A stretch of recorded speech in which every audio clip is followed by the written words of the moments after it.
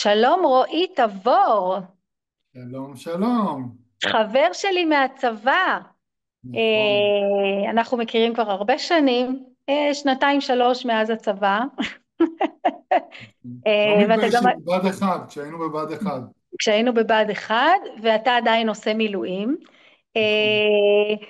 איש הגולן, נשוי ואבא גאה לארבע בנות, יזם בנשמה, מנטור ויועץ עסקי, ובשנתיים האחרונות גם מרצה על מסע חייו הסרנדיפיטי. דרך סיפור חייך אנחנו נחקור ונגלה איך דווקא האירועים המקריים והגילויים האקראיים יכולים להשפיע על מסלול חיינו לטובה. אז רועי, מה הסיפור שלך? אוקיי, אז קודם כל שלום, נעים מאוד. אני ממש מתרגש, זה מיזם מקסים בעיניי, וכיף לי להיות חלק ממנו. אז ככה, אני אספר ככה בקצרה, אני באמת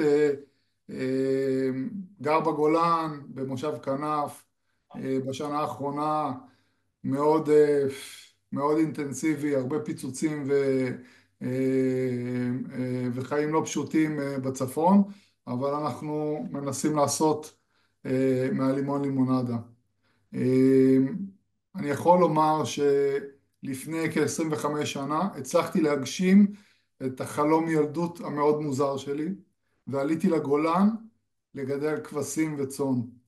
הגעתי מתחום אחר לחלוטין, הייתי בתחום האבטחה והיינו בשליחות בחו"ל לא מעט שנים, וכל הזמן אנשים שאלו אותי כאילו מה נסגר איתך עם הסיפור הזה. ואני יכול לומר שבשיחה אקראית אחת, וכשאנחנו מדברים על סרנדיפיטי, הרי האקראיות היא הדבר המוביל.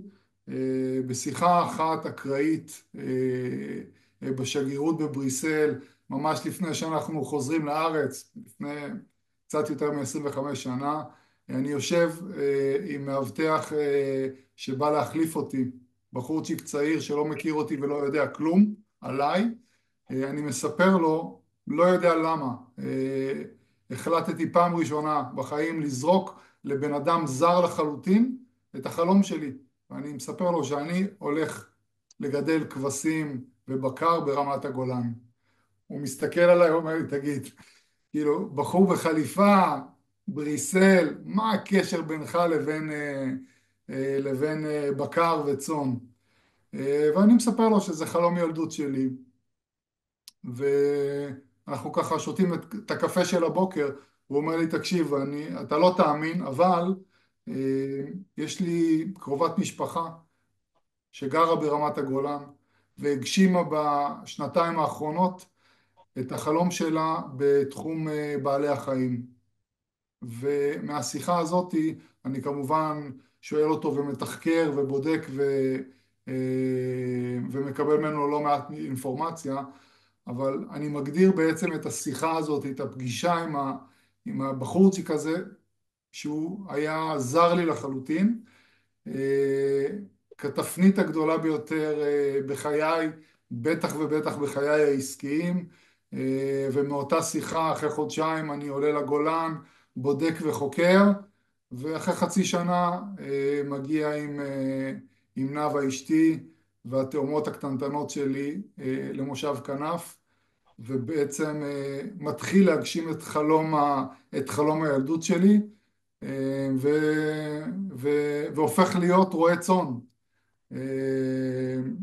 ומכאן ועד אה, אה, מסע של 20 שנה מהעלייה שלי לגולן, אה, ובמשך 20 שנה אני בדיעבד מבין שאני בן אדם שחי ונושם סרנדיפיטי, ומרועה צאן עם שטח מרעה של 1,500 דונם במושב כנף, אחרי שהגשמתי את חלום הילדות שלי, אה, אני, אני מתחיל להתפתח, והביזנס שאני יוצר לעצמי לאט לאט, והכל עם אבני דרך מאוד, מאוד ברורים בדיעבד. שמחוברים היטב לנושא של סרנדיפיטי. הקמתי חברה שנקראת חברת מרינדו, חברה שעוסקת בגידול וייצור ושיווק של בשר טרי, עם כל מה שכולל מסביב, עם רשת של קצביות ומסעדות ושירות אונליין של, אני יכול להגדיר את עצמי כאחד מיוצרי הפארם טו טייבל הראשונים בארץ, והכל ממש סטפ ביי סטפ, עם צעדים מאוד משמעותיים, עם סרנדיפיטי לאורך כל הדרך. זה מאוד מעניין, רועי, כי אני מכירה את הסיפור מההתחלה, אנחנו מכירים הרי עוד מהצבא, אז אני ממש זוכרת את כל הסיפורים האלה ממש ממש מקרוב.